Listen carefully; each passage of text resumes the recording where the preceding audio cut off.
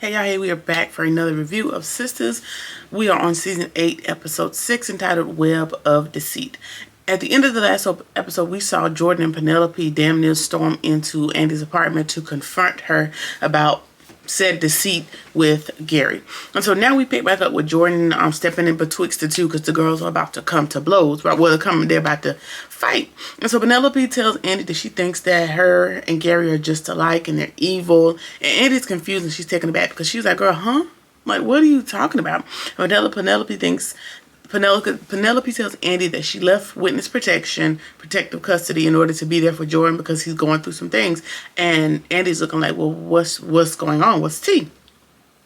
And so it's because he is out of the running for city councilman. His campaign team thought that he should suspend the campaign because of all the bad press and everything else that has been coming his way.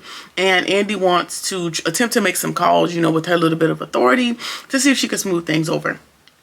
But everybody kind of knows in this instant that it won't work since his campaign was already rocky after that girl lied and came forward, that underage girl came forward and told a lie, which was at the hands of Gary. So pretty much his life is in shambles and they just pretty much hate Andy for whatever her role is in that, or perceived role to be in that. They now think that he's a liability, his campaign team, and so that's over. And so she's trying to tell them that, listen, and everybody's wondering, like, hey, you were supposed to be here, Penelope, more than anybody. You're supposed to be here for my brother in his time of need, and you abandoned him. Like, what's going on? She's like, listen, I would have liked to be there in support, but my counsel advised me against it. And not Robin.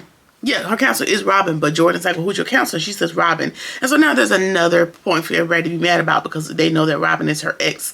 And, so we're thinking that, hey, it's your ex-boyfriend telling you to stay away from my brother. So there's just a whole lot of, it looks real sinister from their purview. And so Penelope, she can't believe anything that Andy is saying because she is the one that convinced her to leave Gary, which would have been in a grand scheme for her to convince Penelope to leave Gary so that she can walk down the aisle with him. So she's like, well, why would you convince me to stay away from him just to end up in a wedding gown walking down the aisle with him, not long after?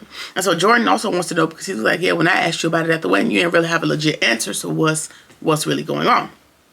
And it kind of seems like the FBI agent has been able to get into Jordan's mind, and then he's kind of been able to bounce that off of Penelope, and she feels how she feels as well. And so, that has taken root and it's growing legs at this point. And so now she finally has to blur out and tell them what's happening. She finally tells Jordan about the blackmailing and everything that Gary was doing to her.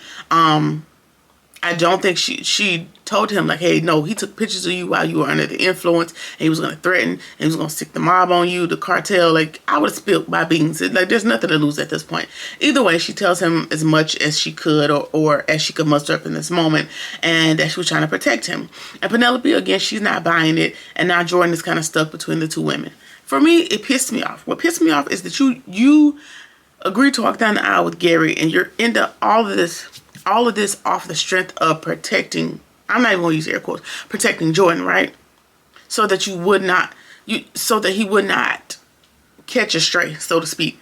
And he still ended up catching all the strays. So all of that sacrifice would have been for nothing because you wanted to protect Jordan. Jordan, a grown-ass man. Whatever came of it is whatever came of it. Or, let him in on a protection plan early on and y'all could have figured it out. Whatever. Doesn't matter now. Here we are. Either way, she did all of that to protect Jordan. He still ended up being a casualty of war, unfortunately. So now that is what we're going to have to go back and forth with all episode long. All right. So now Rich and Tony have crashed, so to speak, on the girls' lunch, and everybody has an attitude. Rich has an attitude because Sabrina went to lunch with Danny instead of him. Tony has an issue because Danny is talking to Sabrina about the work opportunity when she didn't want to talk to him about it. So again, we have to go back and forth with these people to get absolutely nowhere. All right, so Miss Willis is at the salon demanding answers, trying to figure out like what's going on, and Miss Edgeless tells her that what she claims is happening and what the Roots to Riches did to her hair. And then the lady tells her that her hair was smoking. And Miss Willis is kind of buying it for a second. She's looking like, oh, or she's taken aback with each new development in this quote unquote story. And so now we have to figure out, like, hey, did I make a bad investment? Like, what's really going on at this salon?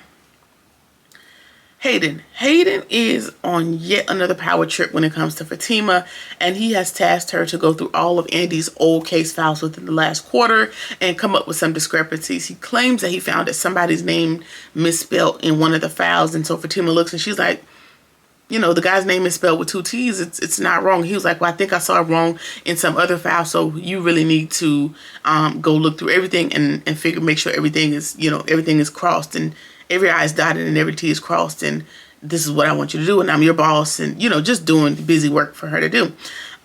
Which probably doesn't exist, but of course he's going to make this as painful as absolutely possible for Fatima. Andy and Penelope, they're going back and forth, child, back and forth and back and forth and back and forth for Jordan's affection at this point. It's less about any of it. They're just trying to go back to see who can get Jordan to do what they want him to do at this point. Now Penelope tells Andy that she's on a mission to get her payback. And later on in the episode, we see what she confirms to Andy, like, hey, yeah, my plan is already in motion, you know. So now we got yet another thing that Andy has to fight against. And frankly, I'm tired. I'm tired of it for Andy. And I will be somewhere losing my marbles, because can I catch a break? But here we are.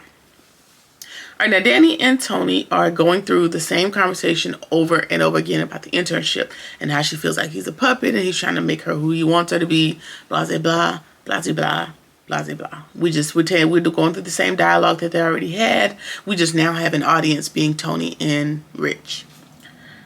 All right, so Sabrina is asking Rich, hey, like, can you help me run interference? Like, calm them down. Like, we all yelling in this restaurant. Let's figure out what we can do. And he's like, there's no need for me to get involved in their business, because I'm still mad that you went to lunch with Danny instead of me. And he tells her that he thinks that he is at the bottom list of her priorities and things to do. And it's funny how I'm at the bottom of your list of priorities when not that long ago I was at the top of the list when you were desperately begging me for my baby maker juice.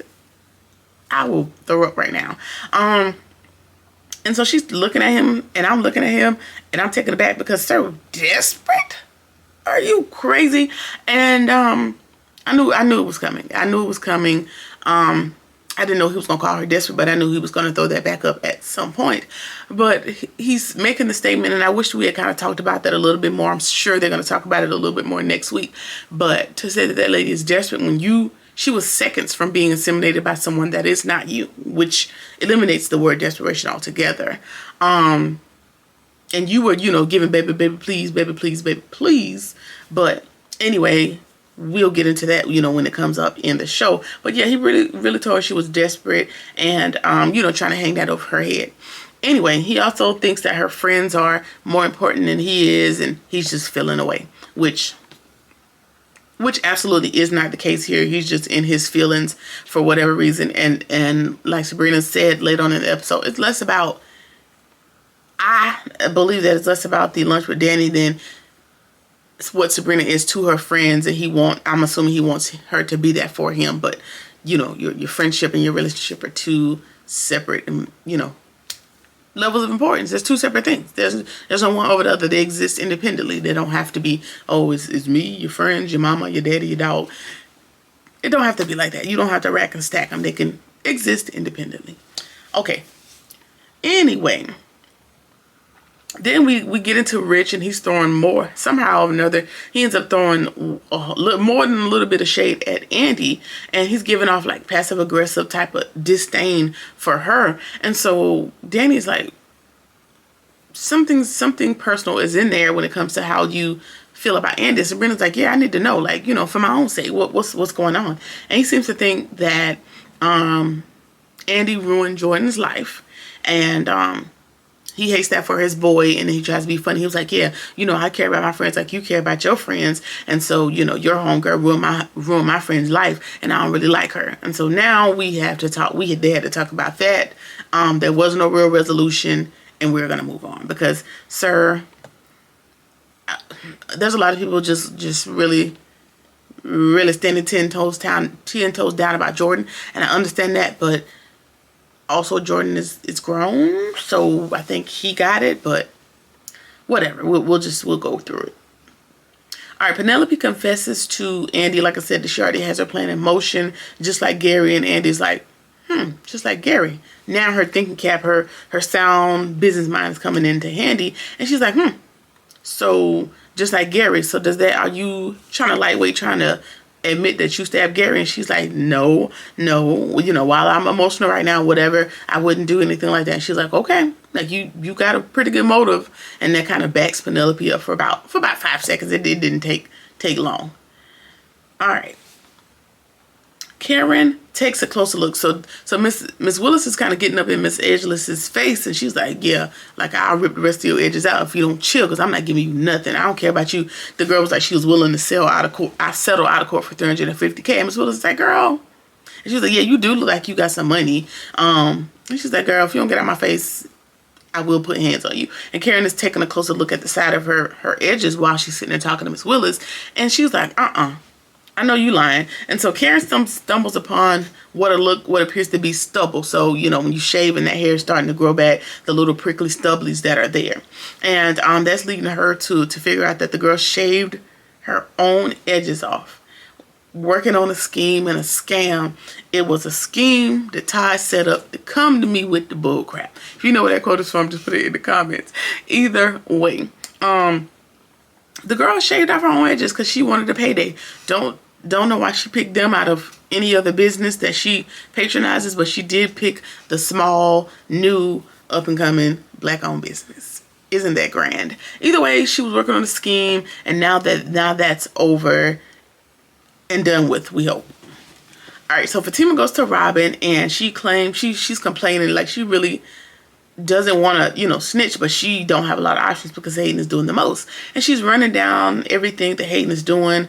She's telling everything about Hayden running to Andy's name through the mud. And she tells us about everything that Hayden has been doing since he has been gone off to London. And so Robin is like, okay, tell me more. Like, let me help you. Help me help you. And so she's going to run all the information down, and then Robin's going to come up with whatever his solution is after that.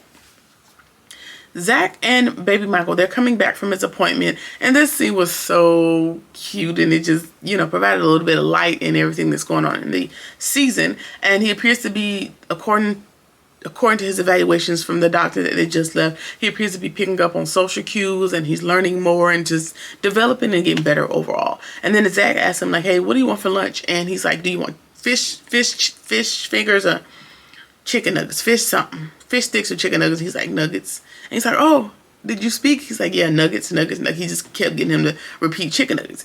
And this is Michael's first words. Now, Michael appears to be, let's just say, maybe 5 or 6 years old. He's an older kid, and he should have more words in his vocabulary than nuggets, just that one word. But if you follow the Zatima series, you will know that baby Michael was very much abused and neglected and mistreated and everything else by Zach's baby mom before he even knew that child belonged to him. And so that baby has had a lot of setbacks. And so just the word being for him to be able to speak now and developing and coming up on some milestones is really great progress for baby Michael, because he's come a long way. So that was pretty cool. That was great as far as progress is concerned. Okay, so Miss Edgeless, her goose is cooked, the jig is up, and she finally has to admit that she was lying.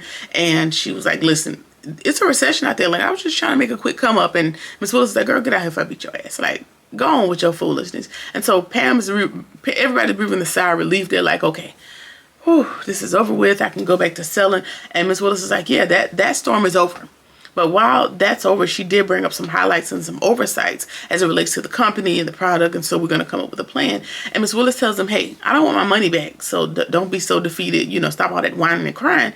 Not yet. But what you do have work to do. By the end of the week, I want a business plan in place. And I'm also going to have a Q&A team come in here. And they're going to look up the ingredients of rags to riches to make sure we're really not damaging people's hair and figuring out if this is the best business relationship. Basically, we need to start at square one and make sure we're doing things properly. So that had a pretty good, decent outcome.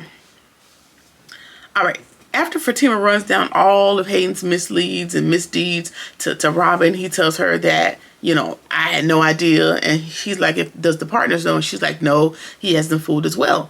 And so Robin is like, okay, cool. I'm glad to have information, but I still need you to play your role.